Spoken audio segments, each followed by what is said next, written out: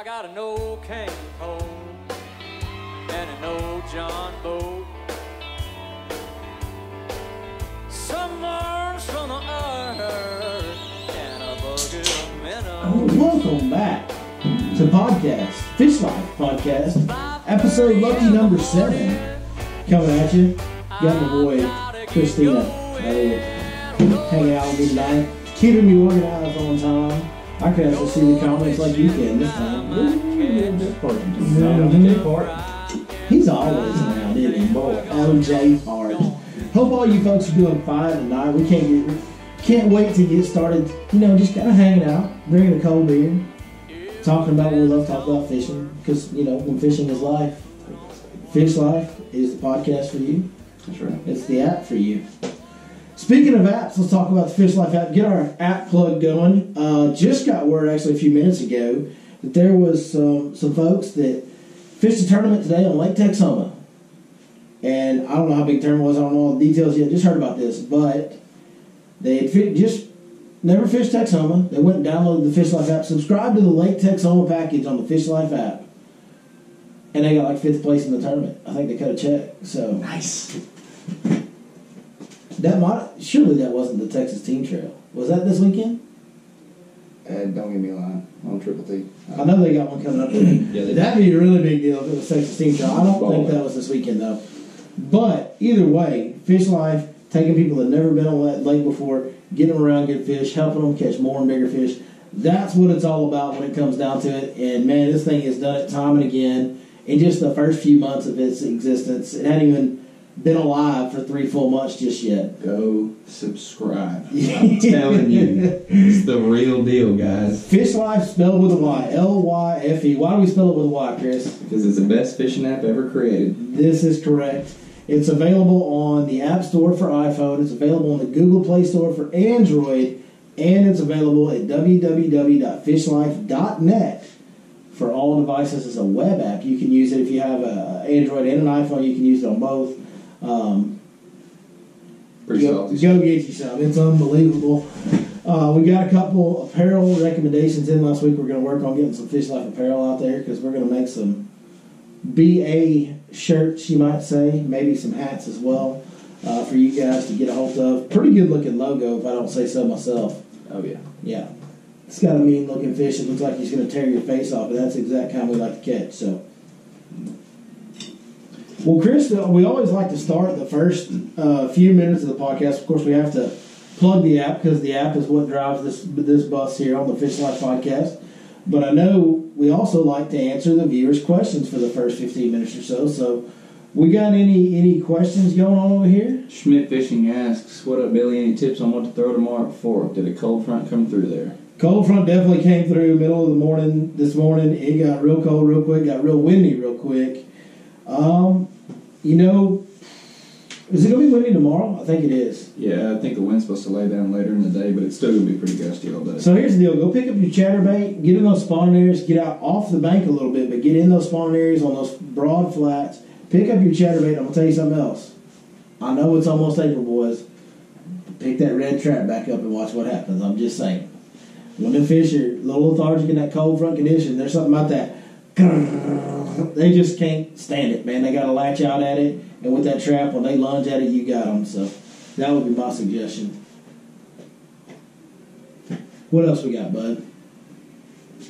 Gotta love when the weather is nice all week, and then the weekend comes and the weather sucks. Yep, Amen. That does seem to happen quite often.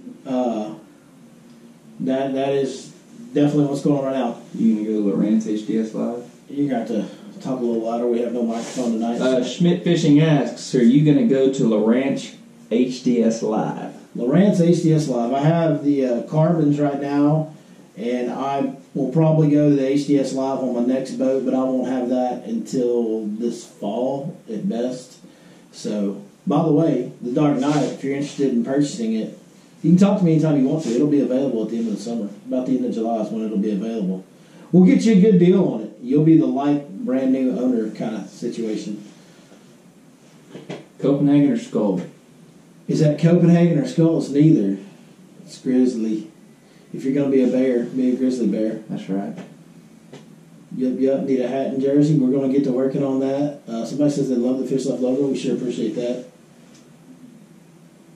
Guggenbacks are killing it on the old pond. Tom Lowe says the Guggenbaits were killing it on the old pond. Bandito bug and the all natural was money. That's actually the exact bait I've been doing most of my bed fishing with, and it's been working extremely well. Like that Bandito bug from the Guggenbaits is a bed fishing machine, man. It's like built for bed fishing. Those little arms on it, they have the little flanges on them and stuff, you know, like it takes so little pressure to move them. It's just a really, you barely move the bait and all the little appendages go. It's a really good bed fishing bait. Partridge says also slow roll the Cinco. Slow roll a Cinco.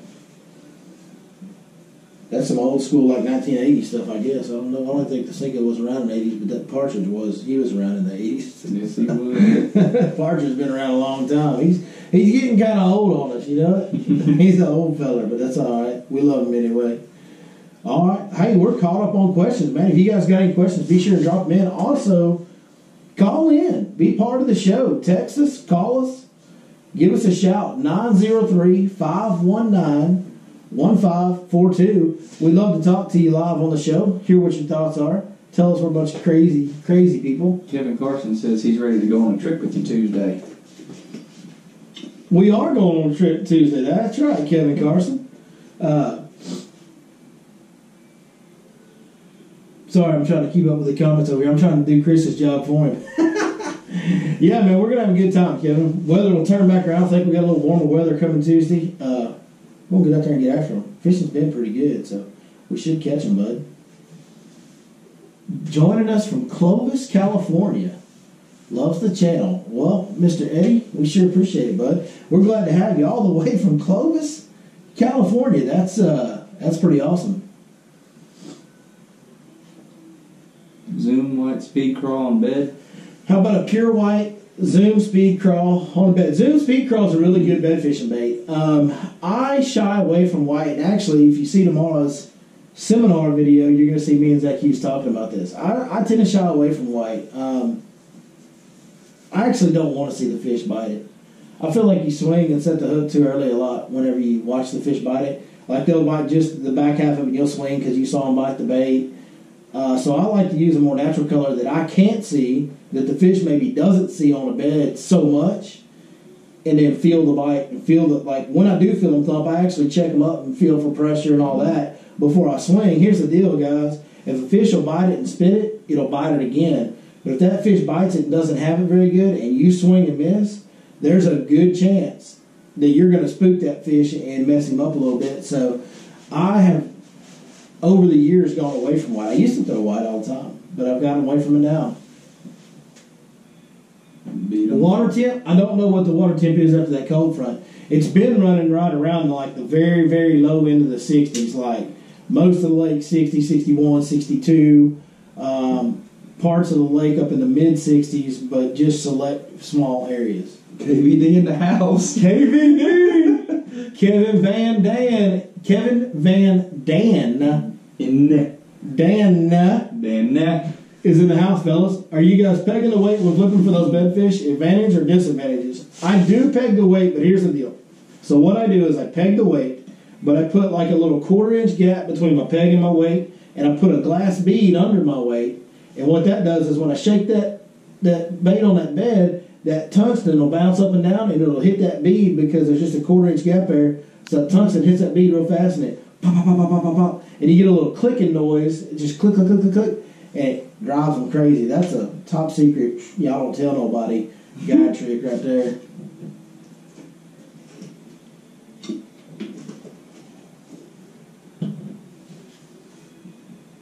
Well, T-Lo followed up and said, talk to us about the bead and the bobber stopper. Well, there you go, T-Lo. Mm-hmm. That's the deal. All right. Made the trip. Oh, Kevin Carson's coming all the way from Lubbock to fish with us Tuesday. Good boy. I mean, that's like further than all the people I get from Louisiana. The short drive from Lubbock, Texas. The short drive from Lubbock, Texas. It's pretty far out there to Lubbock, Texas, that's for sure. You know what's funny, though? Even him coming from Lubbock to here, with all this wind, it's still less windy here. Yeah. It is still less windy here. And the good thing is it's been blowing out of kind of the northwest, so it's going to kind of like just, he'll get here real fast. He'll just push him right down here. That's right.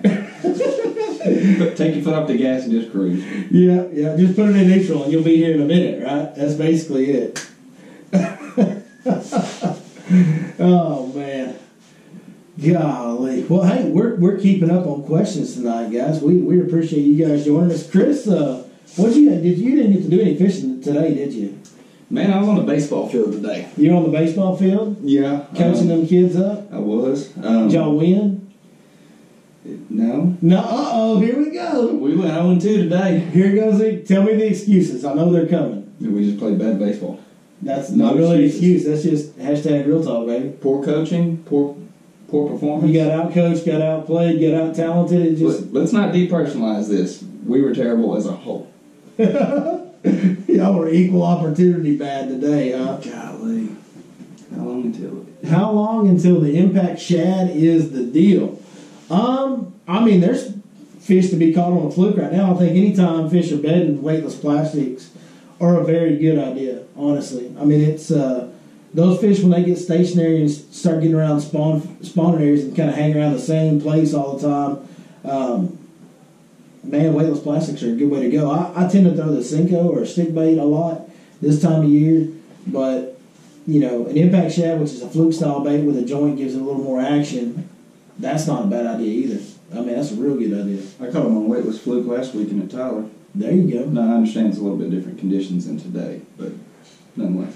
Caleb Collier says, I see you didn't wear the camo 6 cents hat. I'm guessing you don't want it. Can I get it autographed and sent my way, please? And thank you. You know what? I'll tell you what, Caleb Collier, if you will text an address to 903-519-1542, text us your address, and I will not send you mine that I fish in every day, but I'll get a new one. And if you really want it signed, tell us in the text, and I will autograph it and send it to you if that's what you want. It's a little weird that somebody wants my autograph. I'm not too sure how well you're doing mentally. That's a little strange to me. I don't, because I'm just a fishing guide. But absolutely, if that's what you want, we'd be more than happy to do it, Bubba. Caleb, that's 903-519-1542, bud. That's it. Having trouble catching females on lakes that are too murky to sight fish. Any tips? Slow down. I cannot express that enough.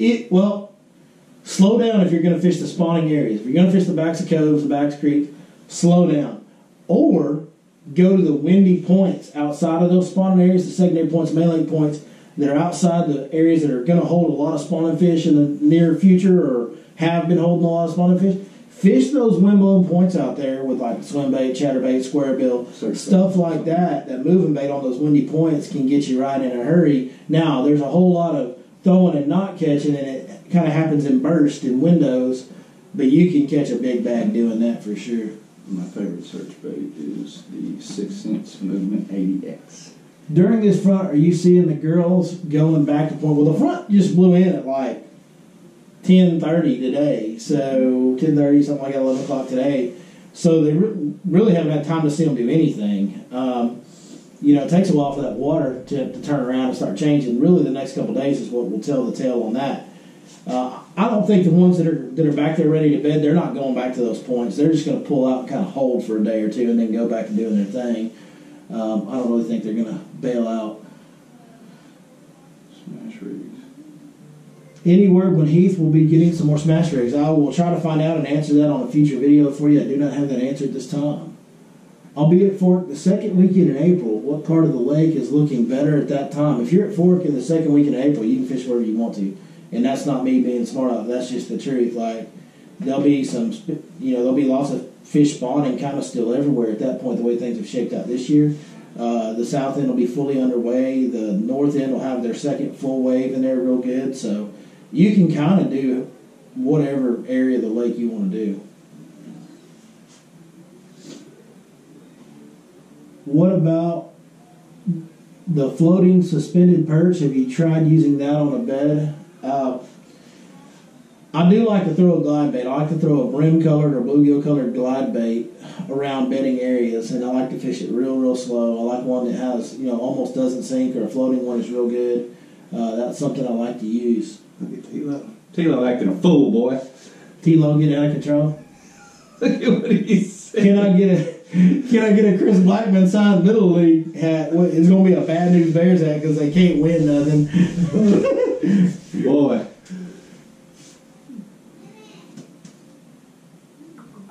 C-Bach says, I hope I see you there. Man, I hope I see you too, C-Bach. I know you've been a pretty loyal viewer of the channel for a long time, so I do hope to meet you out there. If you see me, wave me down and come say hi, bud. I'd love to meet you, man. Absolutely would. Guys, that's going to wrap up the live portion, man. We appreciate the questions tonight. We appreciate all the interaction. Be sure and get... Oh, somebody... One more question. We'll get it in. What sunglasses do you recommend? Amphibias with a Baja lens for sight fishing is the best day in, day out sight fishing glasses that I've ever personally owned. This is my third spring in a row with them. I've had Costas, I've had Oakleys, I've had a ton of different glasses, Strike Kings, all kinds of different glasses. The Baja Lens Amphibia glasses, they float, so I don't lose them because I've got some Costas. If y'all catch a pair of Costas in Lake Fork, they're probably mine. Just let me know. Actually, I got my Amphibias now, so you can have them. You don't want them back. I don't want them back. But the Amphibias float and that Baja Lens is the best looking at beds, day in, day out lens that I've ever used. So, that being said, we'll wrap up the live portion now. Give us a call, give us a text, participate in the show. We'd love to have you. 903-519-1542. Live guys, we'll see y'all next week. Check it out Tuesday when we post the rest of the podcast. And we appreciate it as always. Spoiler alert, we're on the iTunes app now.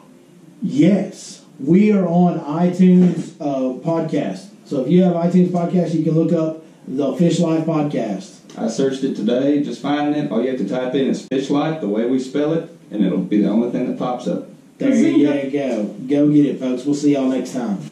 On with the podcast, folks. Man, we got some fun topics to talk about tonight. We're going to unveil the costume that Captain Ron's going to be wearing on a guide trip. Some of you that follow the Facebook page, Billy Lawson, Lake Fork Guide on Facebook, or maybe Instagram, Your Lake Fork Guide, or even the YouTube channel, Your Lake Fork Guide YouTube channel, which you may be watching this on right now. I don't know. Yeah. Y'all may have seen some prank videos here lately. Me and Ronnie Kelly have been kind of pranking each other. I got his boat one day. I did some things to him and pranked him and kind of, zip tied his rod straps down where he couldn't get his rods out, tied all his rods together with fishing lines, and just, harmless prank stuff. And then Ronnie took my boat while I was at lunch one day and drove it out in the middle of the lake while I was in the restaurant.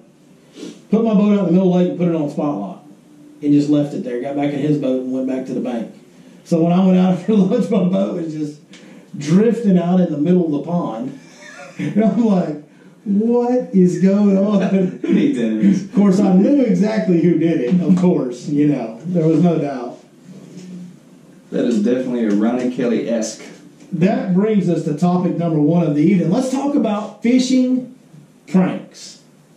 Chris, you want to get us going on this? I just know some of the ones that we used to do to each other. Don't ever leave me with a spool of ribbon. Oh boy, yeah, we got somebody real good. Now, I want you to tell the people how dangerous it is leaving your rods in the boat with me even for about 10 seconds. If you turn your head for 10 seconds and your rods are in my boat, what happens? Well, just check your drag. Check your drag. Because I seem to remember jumping off about 9+ pounder in the back of said creek on a swim jig. And, yeah, that would... Some of you may have seen me get Mike McFarland a while back on a video at Lake Athens a month or so ago, but this guy can attest, am I or am I not an absolute expert at just how much to back that drag off? Oh, yeah. I can do it that fast. It just enough to where you don't notice it, but then you go to set a hook and it's like what?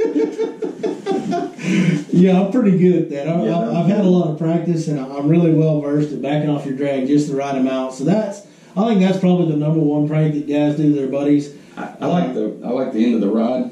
Yeah, that's a good one. Yeah, of course. The last time somebody did that to me, it worked out real good for me because I had former NFL stud Brian Robinson was in the boat with me, and he tapped my rod, and I went, "Man, that's not going to work on me." and he tapped my rod, and that little shake of because I had a wacky worm out there, and I guess it made that wacky worm jump a little bit. You caught a fish. And I went, man, that's not going to work on me. But hold on, this fish will, and I set the hook and caught one. Yeah, got him on that one, so that worked out good. You know, there used to be this event that happened every year that used to be a fairly sizable event, and it was the Lake Fork Guides Tournament. We'd do it like in January or February, and I seem to remember one year in particular, there was just a lot of pranks that went on. There was a lot of guys that would go out and have a few adult beverages the night before. You know, we'd have this big to-do at registration. Usually had some food getting cooked and brought a bunch of beer out there, you know, and man, we would have a good time. And then some of those guys would go to a adult hangout and drink adult beverages, and some of the guides went with them, and they left their boat there at registration, and that was a mistake when me and you were at registration. 100%, yeah, oh yeah. That was a poor error in judgment, because in this tournament, you weighed your fish on a handheld scale. You didn't bring them in. We were counting the slot fish on Lake Fork. You know, we just were catch and release. It's more of a fun for pride. Like, there's no cash money up in this deal. It's really just a revenue generator. The guides all get a guide fee, and the hotels and the restaurants get money from all that, from all the people coming down to fish a tournament with guides. And so it really wasn't a real serious tournament. No, just for local business to get a little boost in the slow time of the year, really. But just being competitive natured like fishing guides are, right, we want to make sure everything's on the up and up. So we had pink with white polka dot ribbon. That's right. That we handed out. We had everybody tied around their scale, so when they took the pictures of the fish on the scale, it couldn't be anything but from that one day, because we had that ribbon that we gave them the night before. Well, we took said ribbon, pink with white polka dot ribbon, and we went to tying them on the inside of live well latches and the inside of rod lockers, tying rods together with them, just wrapping steering wheels in it. You remember that? I do. We got after it. We were backing off drags. All these guys that left their boats out, we were getting in their boxes. It was pretty ruthless. I remember, I think it was 4 or 5 months after that tournament, I remember seeing something on Facebook about somebody finding ribbons somewhere and lifting their boat in a while. Months later, they find some ribbons in some hidden compartment of their boat. I tied somebody's crankbait box together both ways. It looked like a daggone Christmas present. So, on top of that, you know, bananas are a deal, like to the banana superstition, you're not supposed to have bananas in your boat or whatever. Well, instead of bananas, there were some guys that were placing banana hammocks in boats. Do you remember that? Yeah, I remember that. Now, that wasn't us, but I remember some guys got some banana hammocks left in their boat. That would have been really good. That was a pretty good one. Why didn't we think of that? I don't know. Those were there was some good pranks going on that night. Fishing pranks are fun, though, man. I like doing it. If you've ever watched the Toledo Bend series that I shot 2 or 3 years ago now, whatever it's been, the group of guys, the group of buddies that I go to Toledo Bend with, those pranks get out of hand. One thing we did was somebody sending Chris pictures of Bad News Bears jersey. That's your new team unis right there, baby. Anyways, one of the pranks we like to do at Toledo Bend is you take something cheap, like a wacky worm, just a cheap hook and a cheap worm or whatever, right? Yeah. And then you get about 20 feet down into the spool, and you cut the line, and then you just wrap it back in there ever so tenderly, right? And then they make that first cast in the morning, and it just keeps going. Yeah, so we've done that. What else have we done? Oh, well, Big Dom down there, old Dominic, our buddy, he likes to take bread and put it in your bed. Yeah. So you go to get in the sheets at night, you're tired from a long day of fishing, maybe a little bit of drinking, and you get in that bed, you go slide down in them sheets, and you just feel breadcrumbs everywhere in your bed. And that doesn't seem like a big deal, but I'm going to tell you, it can irritate the fire out of you. I promise you it can. He took them and dumped them in my bag, and I had breadcrumbs in my underwear, and that really upset me that day. I was like, I was done with the games. I was done. I was ready to be out of there. I was real mad about that one. Crumbs will make a man upset. Oh, yeah. Oh, yeah. So, man, that's fishing pranks. Fishing pranks are awesome. And I can promise you this. the pranks are most definitely not over between me and old El Capitan, Ronnie. Ronnie Kelly, it's going to go back and forth probably for the rest of the time between me and him now. Little do you and Ronnie know, I'm going to plot against both of y'all and help each one of y'all. You're going to help both of me? Oh, yeah. Come on, man. Dog, you've known me a lot longer. Well, I understand. You know what I'm that, saying? But I mean, a 2-to-1, 3-to-1 ratio, is that fair? I don't know if I like this, you being on both sides. Like, you got to pick a side. I got to know who I'm fighting here. All right, well then. Because I can't be sharing my great ideas with you and then you're working with the enemy. I don't think that's okay. Well, I'm just going to come prank both of you at lunch then. Like your baseball team is equal opportunity terrible, you'll be equal opportunity pranker? That's right. Speaking of Captain Ron, we've got an announcement to make tonight. A couple weeks ago, we talked about basically what we said is we had the viewers comment an outfit or a costume that you want to see Ronnie Kelly run a guide trip in. So he's going to show up in this costume for a guide trip and fish the day in this outfit. And you guys had some.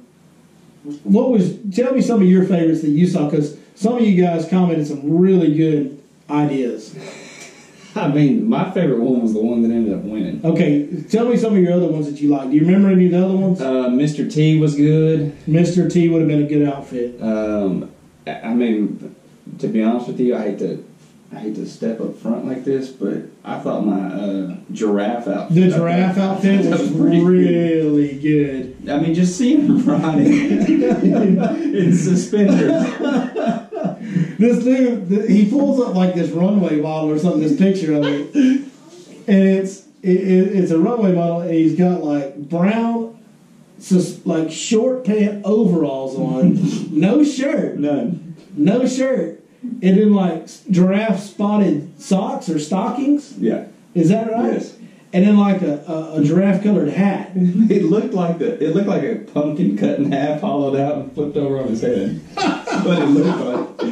It was so bad. Like, it was one of the funniest outfits you've ever seen. Can you imagine that tan line? Yeah. Oh, God. With the straps. Oh, God. We love you, Ronnie. The tan line. It would be epic on that one. Boy. That would be an amendment to the rules. You are not allowed to wear any kind of no sunscreen. T-shirt. No sunscreen. No tanning lotion. No, yeah, you have to wear tanning lotion. Yes. No sunscreen. Yes. So you get that 1 day tans that sunburn set in real good with those overall straps. That was a good one. But I'll tell you what, let's see if we can get old Rondo on the phone here to announce the winning costume. Yo, yo. Captain Ron, what's going on, bud? What's happening? Hey, man, you remember a couple, 3 weeks ago, we talked to you about doing the costume deal where you'd have to run a guide trip in a certain costume that the viewers picked? Absolutely.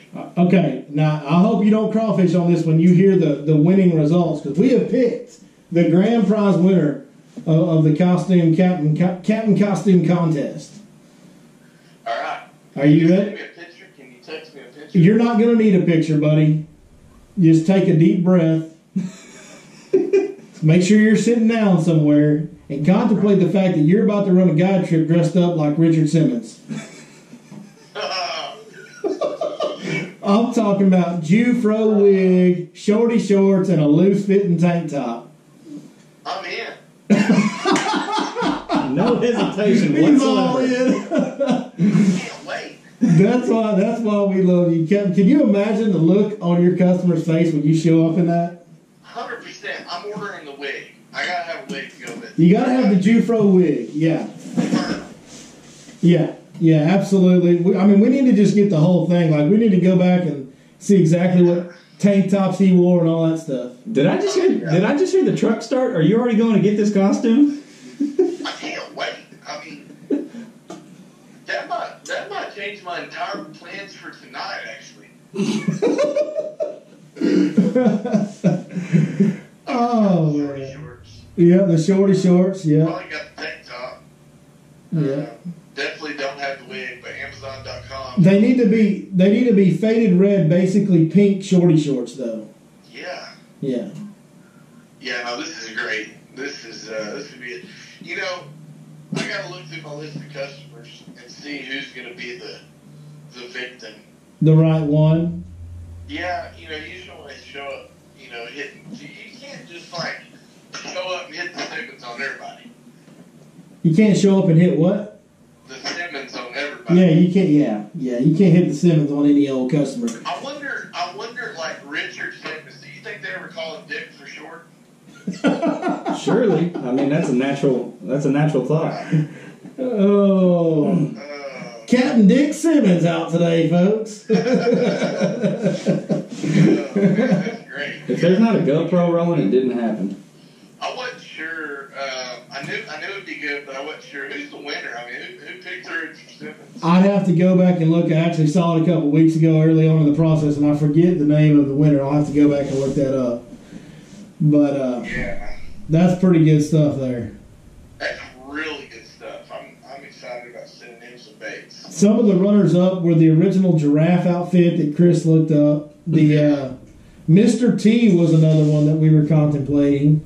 That's good. What's the drummer from Blink-182? That would have been good with some fake tattoos. Yeah. I just got done watching that movie, The Dirt. Have y'all seen that movie, The Dirt? I've seen the movie The Dirt about Motley Crue. Yes, I have. I haven't. I need to. It's good. Yes, that's a good movie. Dude, they're both wild. It's basically, it looked like, if we played rock and roll instead of Fish, it would kind of look like a day in the life of me and you, I think. It's basically if you and I were on the Bassmaster Elite Series. Yeah. Oh, yeah. That's what we would be like. That's exactly how it would be. No doubt. No doubt. Strippers and cocaine.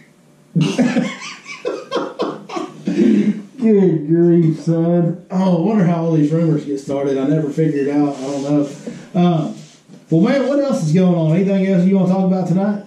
Well, it's been a great week at Lake Fork. Fishing's been good. Today was a disaster. The first part of the day was fun, but then all of a sudden the wind started to blow. And that kind of took the fun away. No, we had a great week at Lake Fork. Man, the frog fishing's been really good. Bed fishing's been really good. Overall, it's been a great week.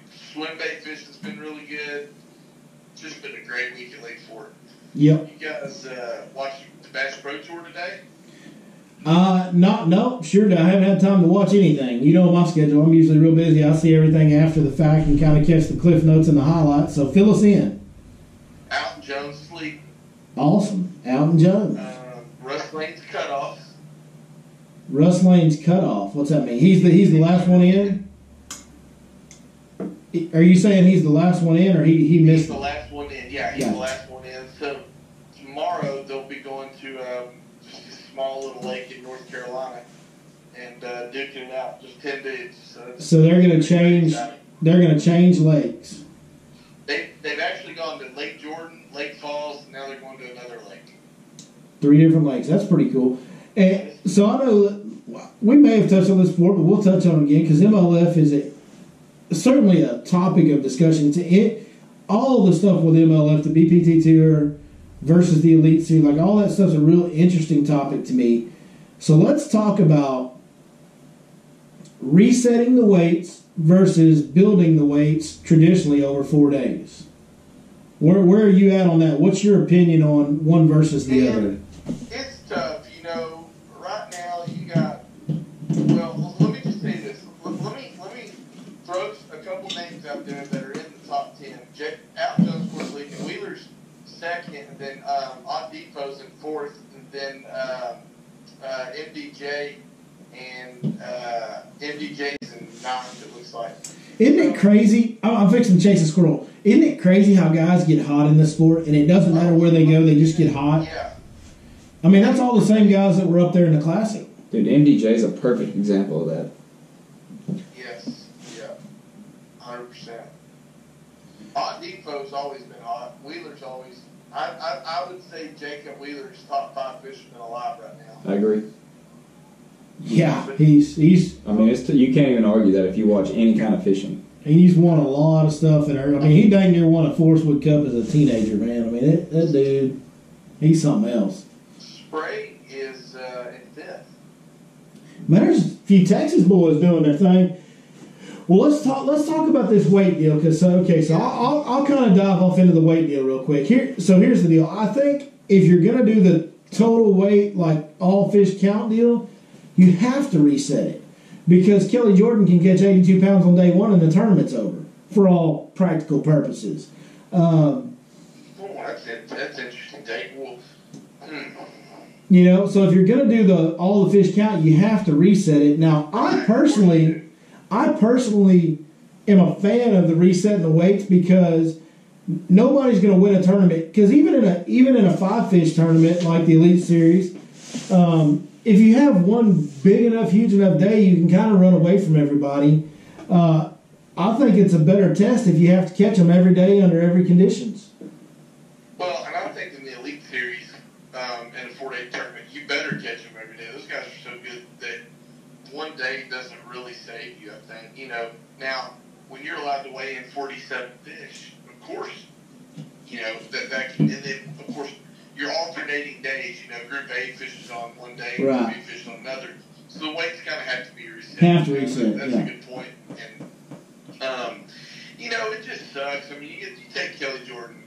He's another hometown boy. Dude lives 5 miles from my house. I know he lives right by Blackman. Yeah. Hey, yard neighbors. I mean, I know. you probably go over to KJ's and eat crawfish. Look, man, don't be telling everybody. In fact, I see him over at the liquor store all the time. Mm-hmm. But anyways, you know, you take KJ. He goes in there and has that unbelievable day, and it doesn't mean squat now. Nope. That's what sucks. I mean, He gave him a free ride on day That 2. can happen on the Elite Series. You got day 1 and whack them, and then by day 4, you're nowhere to be found. It sucks.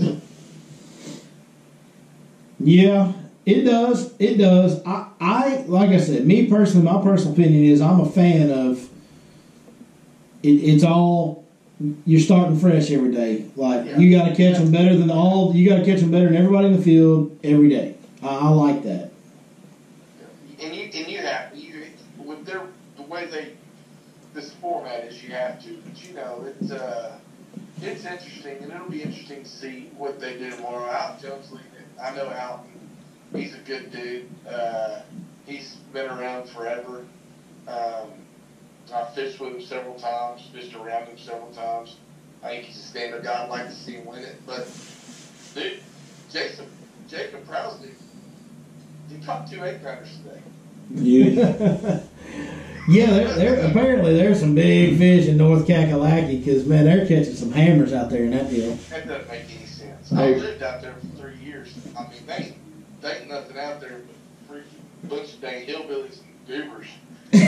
Hey, Ronnie, let me hear your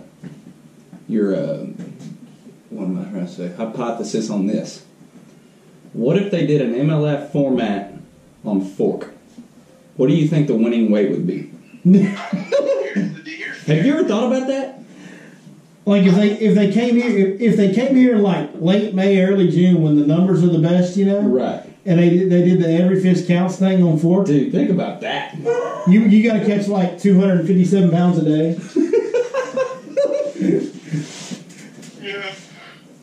I mean, If what? they hit it right during the shad spawn, that stuff like that, it would be incredible. You know, the deal is they can come to Lake Fork and the weights deceptively look low, but I mean, like right now, they're in North Carolina and Alvin Jones has got 49 pounds. Well, you might only catch 5 and 4 or 6 and 4, but you might have, 30, 35 pounds.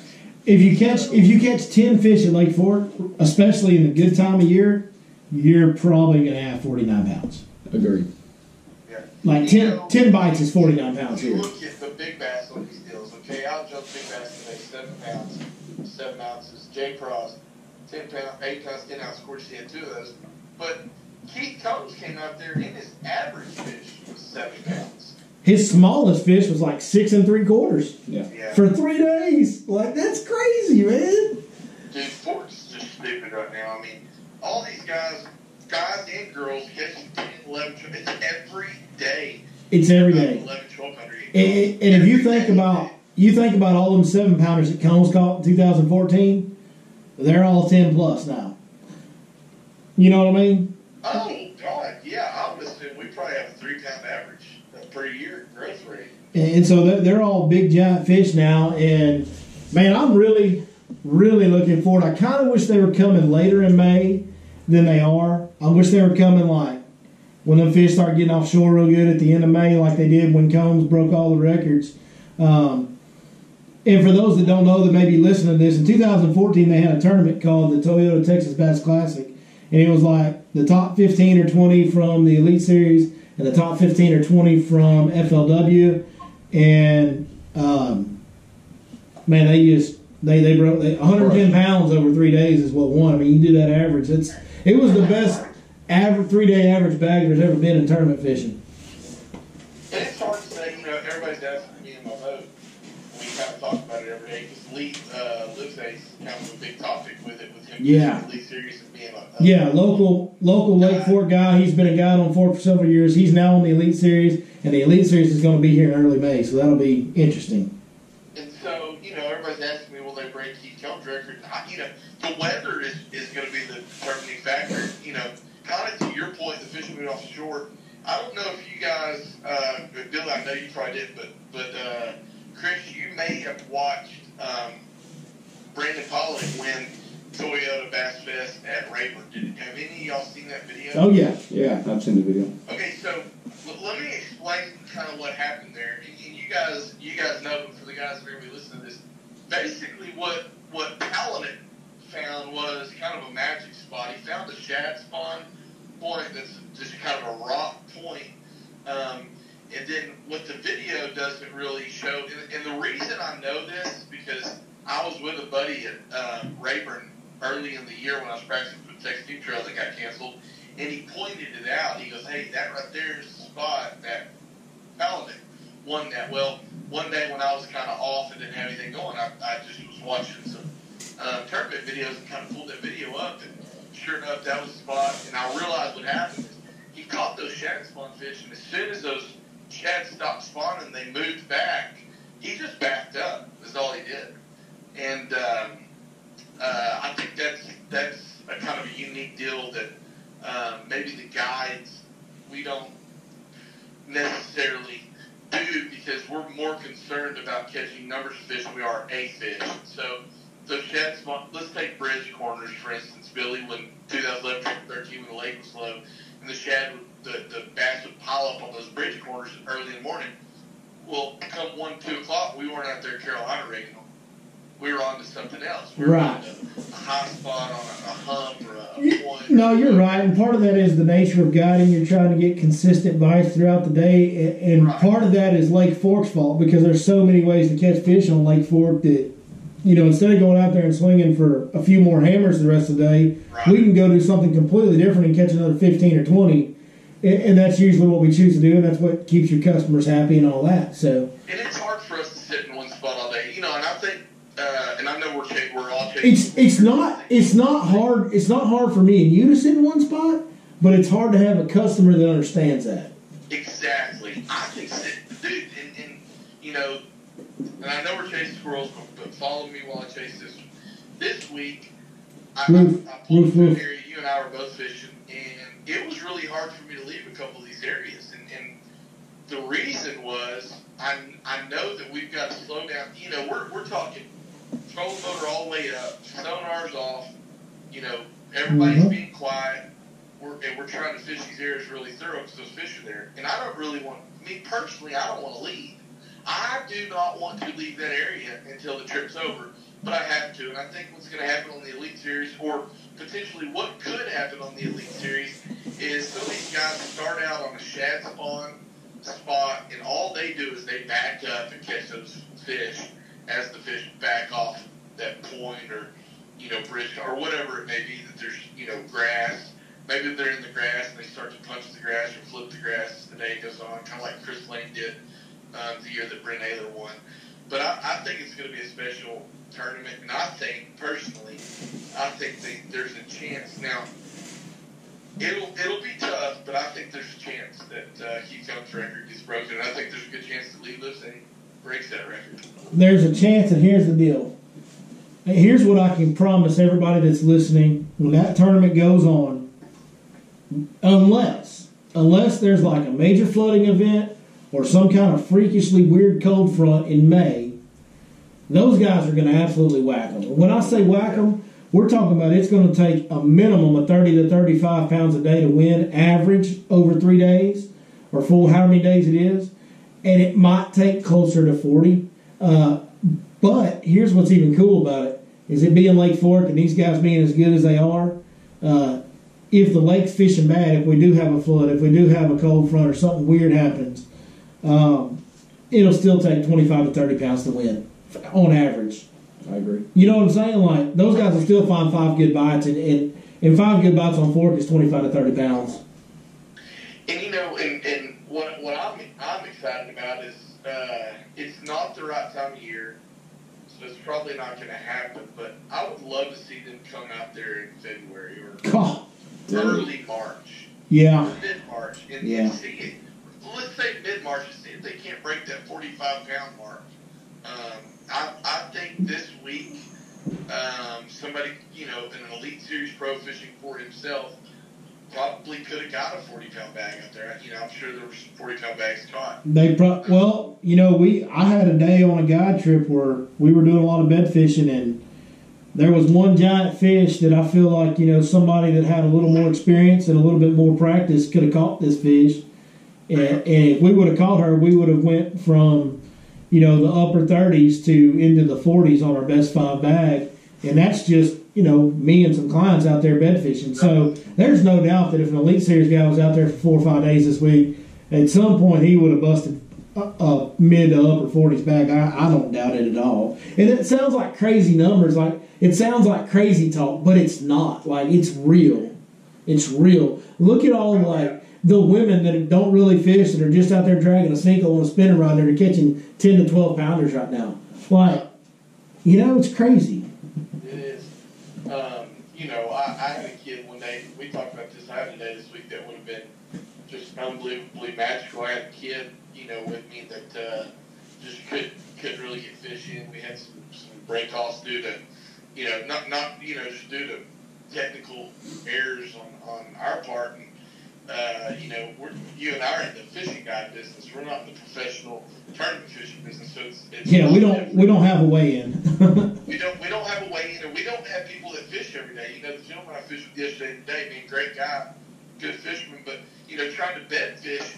You know, he's a dentist, and I'm like, man, if I read a book about dentistry and I've been doing it for a few months, and I went in there and tried to, you know, do some reconstructive dental surgery, it'd be a disaster. Well, you know, he's not going to make the most accurate pitches to a bed fish, and it's a reality, you know. And some of the techniques that it takes to catch some of these big fish, it's you know, your every other or every third weekend angler might not have the skill set that it takes to catch that big bag. But those Elite Series pros, dude, yeah, it can get ugly. And I'm excited. I mean, I've got that. I'm going to be there the whole time. Hopefully you are.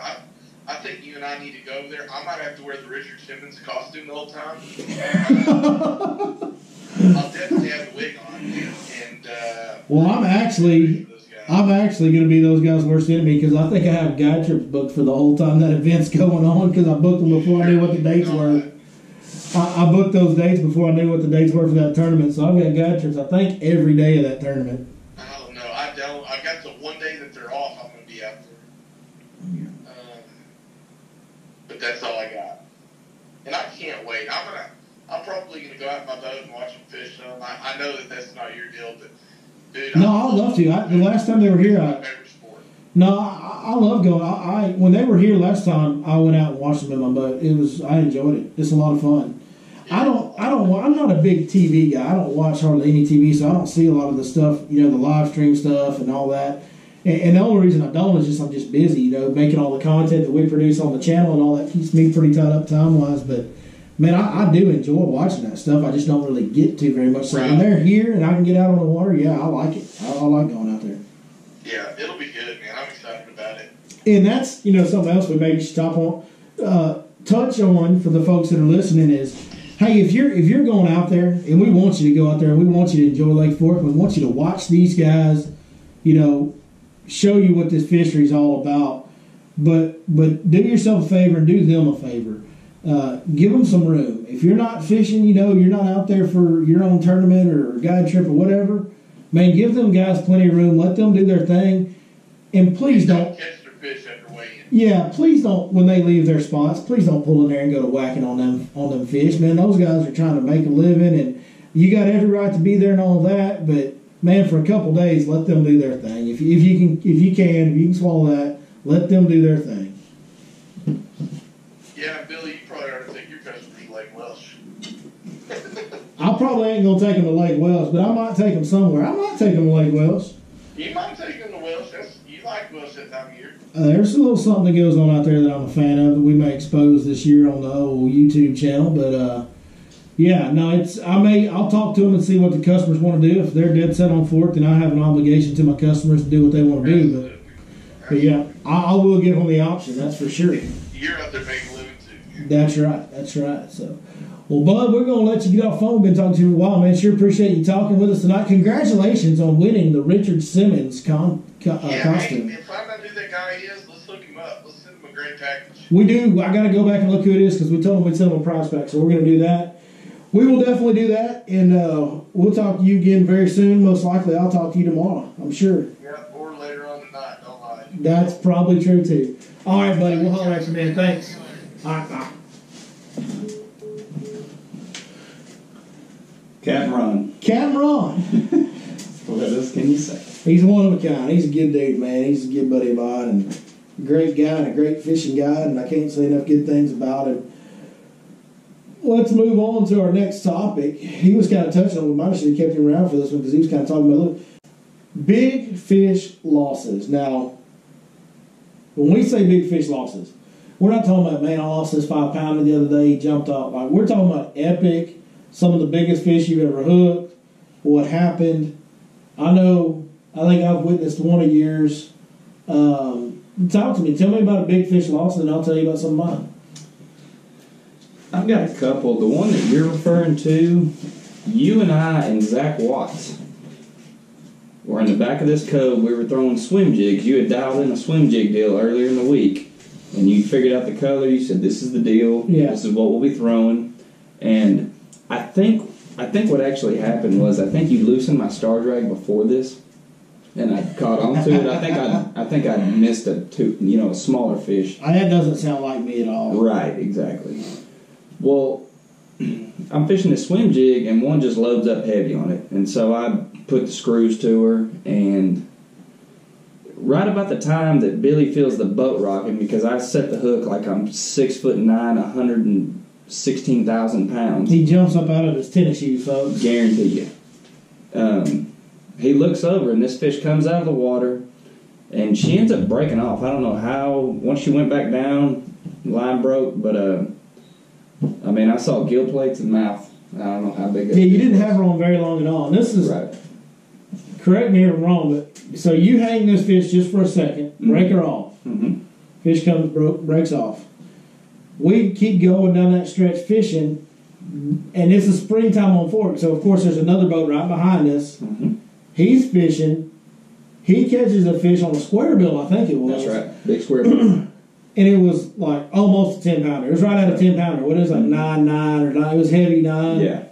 Yeah, right exactly where you just broke off. That dude caught a big one right there. And I can't attest to this 100%, but I'm pretty sure that's the fish I hung into. There's no way to tell. We'll never know. If I remember, there was a lot of things being said that we don't need to say on the podcast. I was sick to my stomach. You were saying you had some pretty choice words that day, if I remember correctly. Well, man, God, and of course I get to see more than my share of this go on, just for the sheer amount of fish you see hooked up and all that. And fishing a lake like Fork is just a matter of time before you run across a giant. I think anybody that fishes Lake Fork for a significant amount of time has some pretty epic failure stories, I guess you'd say. I've got two, and these are the two biggest fish that I've ever seen on a hook, and both of them come off. I feel pretty sure that both of these fish were in teams. we had one last spring, right out a year ago from right now, basically. We were on one of them shallow points, wind blowing, loons around. And we've been catching some fish on Carolina and catch some good fish. And had a convict tied up. And the customer was like, man, this is a good place to throw that big swim bait. I go, this is the place to throw that big swim bait.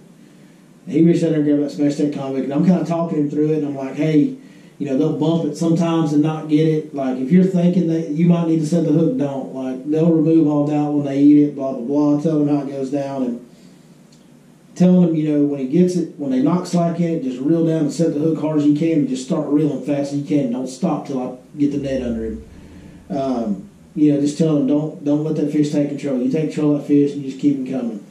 And we talked about it, and about that time he goes, oh, one just bumped it. I said, keep reeling, just keep reeling. Oh, he bumped it again. I said, keep reeling. And all of a sudden, this dude, just out of self-defense, he hits it going the other way, and the guy's just holding on for dear life. He sets a hook, and it's, and he starts reeling, and that fish comes up to jump, and he does everything just like I told him. He's got that rod high, and he's doing all this, and he kind of turns to the side, and he keeps that fish on the top, and he's got her mouth full of water, and he's got her coming, and it's all beautiful, and I'm just seeing 13, 14-pounder coming to the net. Man, it's awesome.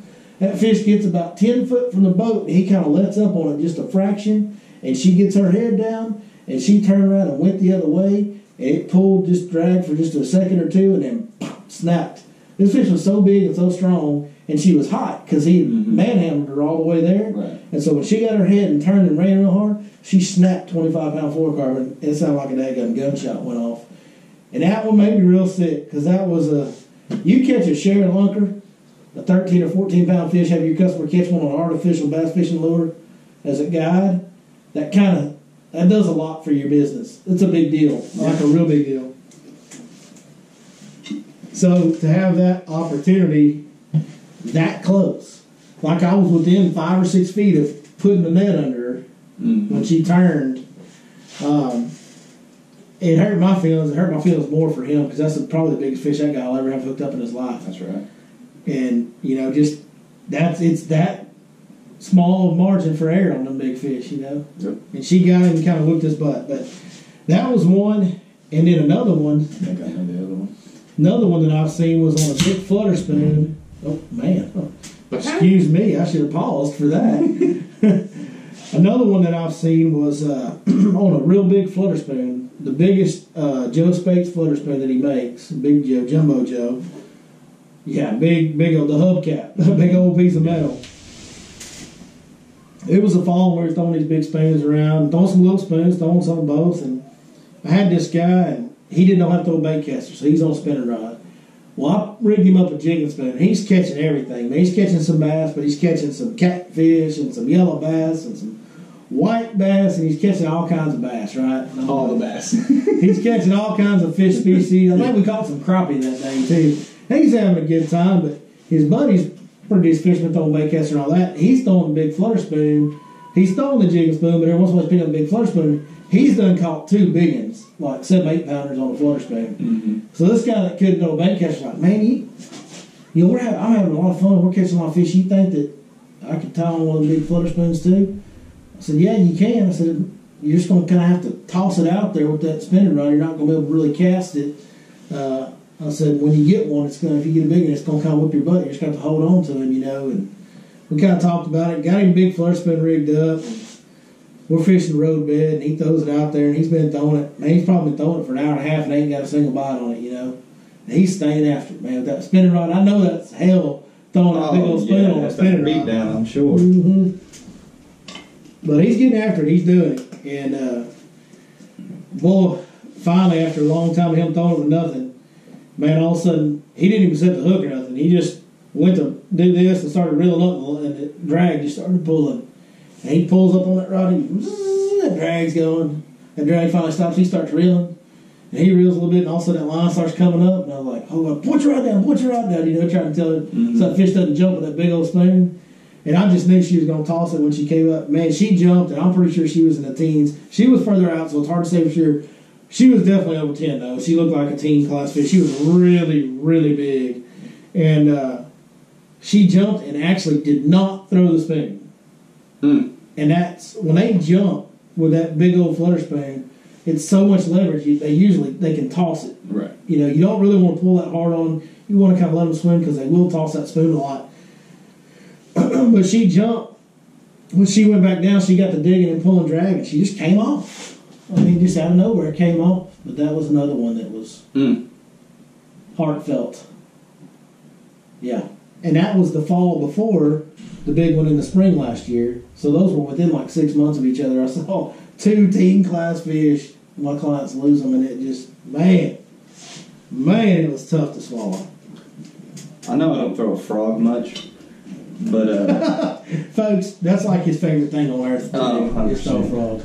I lost a gooder on Palestine one day throwing a frog, and what I was fishing was, it's an area, it's a shallow pocket, and it's got coontail, hyacinth, and a little bit of gator grass all mixed in. Just all the grasses. Yeah, it's got it all. All the grasses. And so I'm throwing, there's like a little strip cut out, and it's open water, and I'm throwing up into the hyacinth, and I'm dragging it off, and I'm just slow twitching. Yeah. And it's just something that I had found earlier that week, that I was catching some really good fish on.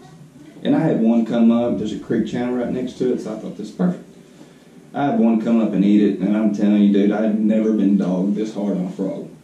And she ended up getting up under that hyacinth and coming off. And I never saw her, but I know from the frog fishing I've done, I know how heavy a fish is on a frog, and that was... Well, comment below, guys. Let us know about your big fish losses. Tell us a story down there. We don't care. We love fishing. We love to talk about it. And big fish losses are sometimes some of the most fun stories to look back on. So throw yours down there in the comments if you want to. We'd love to hear them. Let's go from big fish losses to big balance losses. And by balance, I mean falling out of the boat. Now, have you ever fallen out of a boat? I have, but it's not even that good of a story. Okay, well, tell it to me. Okay. Lake Palestine. Okay. I got the trolling motor on. He doesn't fish Lake Palestine very often, folks. Nah. I can just spit in the water from my back porch. Yeah. I'm trolling on high Oh, God, I see where this is going. to a spot in Kickapoo Creek, Yeah. nonetheless. And, yeah, I mean, We can see where this is going. hit a stump and down goes Frazier. You hit the stump with the trolling motor now. Did you just fall straight out the front of the boat? Yeah, and what I did, I tried to grab the trolling motor head because it's just natural reaction, and ended up breaking a rod and falling in. Broke a rod, too. Now, how did that happen? Because I used the same hand, I'm a lefty. I used my right hand to try and grab the trolling motor, and I guess it wedged in between the bracket and the head, and just, as I fell in. So I crawled back in the Lord, boat. why did we have a GoPro on that day? Holy cow. It's in 4 foot of water, too. I actually fell in with a GoPro rolling, and then I put it in a video. I saw that. This was a pretty embarrassing way to fall in because we were literally power poled down on a bedfish. And I had a young man in the boat. And it was a 13-year-old boy. And he was a pretty good little fisherman. But we had one bedfish. There was this overhanging tree that hung way out over the water. And there was a decent little bedfish way up underneath it. And so I was underhand pitching, but I was skipping that bait underhanded back up under that tree. So I was making the pitch for the kid. Right. I was skipping that under there and then handing him the rod and letting him work. And I was having to really get the right angle to get that bait under there. And I had 1 foot on the carpet and I had 1 foot on the gunnel. And then I'd back off and let him work the fish. And I went in there and pitched that bait again and put my foot on that gunnel, and my foot slipped forward. And I just nosedived straight into the water. And it was not that warm, folks. It was a colder day. I seem to remember a full rain gear suit going on. I had a hoodie, a sweatshirt underneath the hoodie, had pants, and I had a full bibs on. It was that cold, and I went in. And the wind was blowing, so when I got out, it just got colder. I just nosedived, and I mean, just sitting dead still, power pole down, I fell in. Now, there's a lot of people that have fallen in. I think I might be the only one I know of that's fallen in while my poles are down.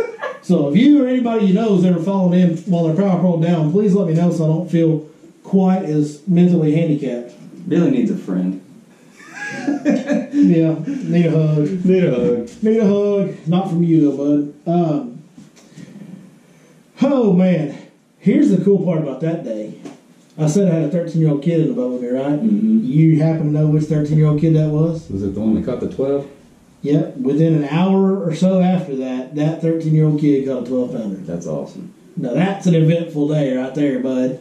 That's a guide trip they'll never forget. Their guide fell in the water while the power pole down, and a 30-year-old kid caught a 12-pounder. You're like one of those aqua bombs. Have you seen that? Have you seen that commercial where they throw that deal down in the water and it looks like a bath bomb? Yeah. And then it attracts all these bait fish and stuff. Oh, really? You're a living aqua bomb. I'm a living aqua bomb. I drew in the giants, baby. That's right. You should do that more often. No. No, I'm not interested. Billy, what are you doing? Hold on, let me get these poles down and I'll show you. Head first, baby. That's the key. You got to go in head first. Like it looked like I took a dive off my boat. I watched the video. I just dove in. It was so funny. I didn't finish the video because I rewinded it and watched it over and over for 30 minutes, and finally I looked up and I said, man, I got to go to bed. Yeah, I'm wasting my life here. So I got a good story about falling in the lake, and it wasn't actually me that fell in this time. Okay. So you and old Timmy Rhodes, yeah, and me and one of my ex-girlfriend's stepdads. Oh, yeah. Yeah, we had a little derby going on. Scuba Steve. That's right. Little side bet going on at Lake We Fork did. one So day. it was me and Tim Rose versus you and your girlfriend's stepdad. That's right. At the time. And, yeah, we had a 2 versus 2 bet going between the two boats. Yeah. And it wasn't, I want to say we were, was it Rogers Creek?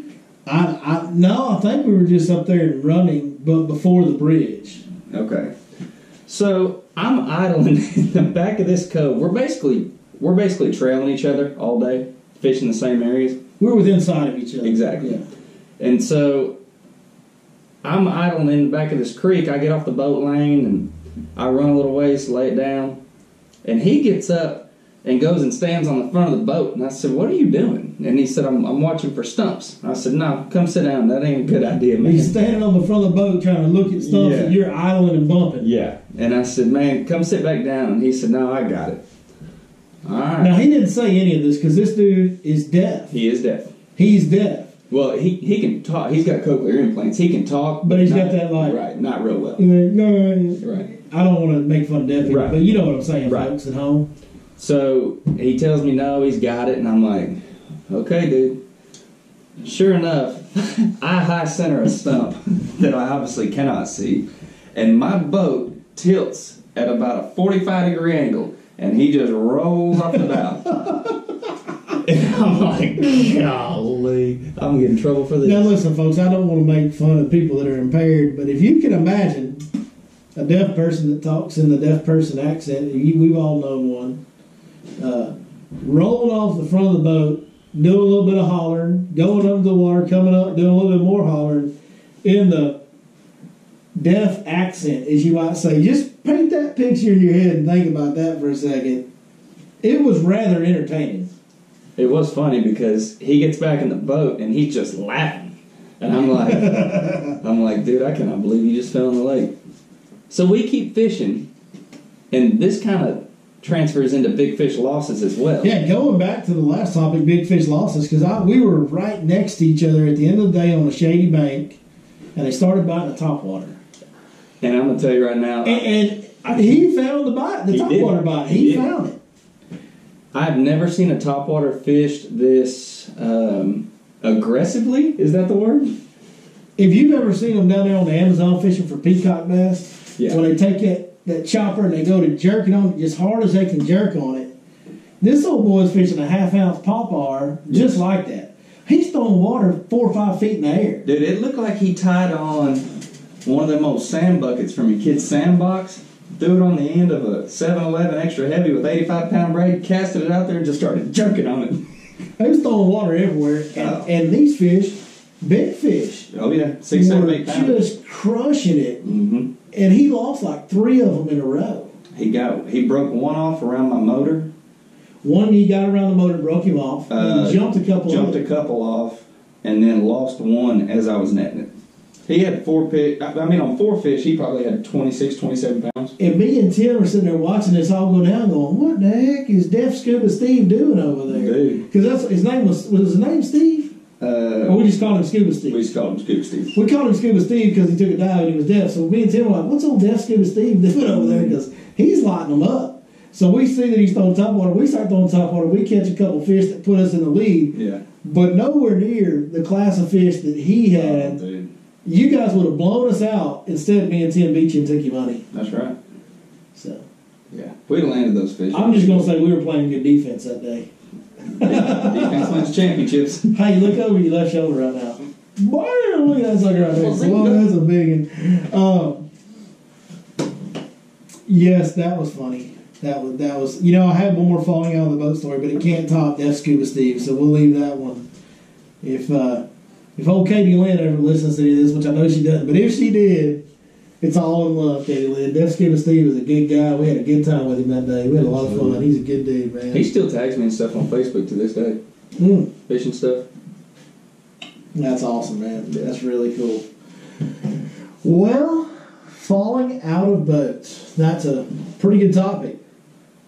Drop a yes or no down there in the comments. Let us know if you guys have ever fallen out of a boat. We love interaction with the viewers, so let us have it. We haven't had any viewer texts or calls tonight, huh? I guess we did have some earlier. We had some stuff going on from T-Lo, I think, right? Yeah, T-Lo is, man, he must really want this jersey. He's just roasting you? Oh, yeah. I mean, he wants this jersey signed. He wants you to get a Bad News Bears jersey and sign it? Yep, so he said. And I said, I will gladly. That's awesome. If you missed the earlier part of the podcast, Chris coaches Little League Baseball, and they had a rough day today in their tournament, and played a little bit like the Bad News Bears in the very beginning of the movie. And now one of our loyal viewers, T-Lo, he wants Chris to get a Bad News Bears jersey, sign it, and send it to him. That's pretty good stuff there. That is good stuff. Well, you know, we've been on a bit of a comedic kick here lately with the prank videos and some of the stuff that's gone on. And you wrote down a topic for tonight. It's just easier to joke around when the fishing is so good right now. You know what I'm saying? I guess. But you wrote this topic down, and I'm not real sure. I told you I would do it, so I'm going to have to live up to it and do it. But you tell them what you want me to do. Here's the deal, folks at home. I've spent so many hours in the boat with Billy. Yeah. And one thing that Billy and I like to do is we like to make up our own fishing music. Fishing parodies. Parodies. Take a regular song and change the words so that it's a fishing song. But Billy always leans more to the hip-hop rap category when he's doing his parodies. Which is really funny because, you know, the folks that are listening, Right. surely most of you guys that are listening to this probably see me on a YouTube video. I'm kind of just a big old dumb redneck country boy. That's right. So big old fat country redneck boy rapping has some comedy value in and of its own. Boy's got rhymes. I just want to know when the mixtape is dropping. So tell them what you want me to do. I want you to bust a fishing flow for me. You want me to? Well, I don't know if it's this one's not going to be a flow. I'm gonna break out maybe our all-time favorite. Okay. One that we made up one long cold day when we had about 3 bites all day or something like that, I think. Is this by Sir Fish-A-Lot by chance? Yeah, this is Sir Fish-A-Lot. That's right. Well, you know, everybody knows the old rap song, I Like Big Butts. Mm-hmm. There was a cold day, I don't know what month it was cold.